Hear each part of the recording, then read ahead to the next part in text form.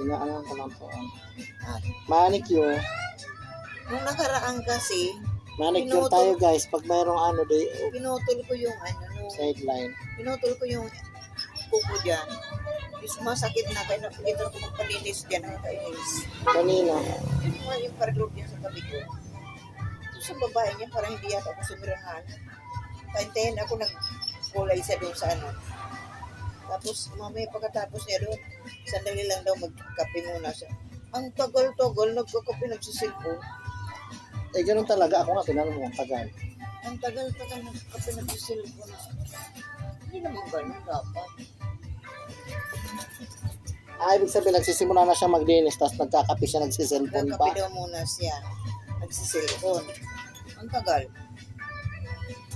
Buti lang naman mainit yung kape niya. Lamig-lamig na nun.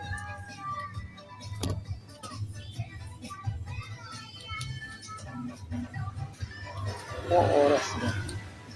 Ano lang naman yan eh. Saan yon? Saang parlor yon? Yun, tabi ko. Well, maglilinis tayo ng kuko kasi para pagka-day off. Hindi naman Isa rin sa talent ko for 11.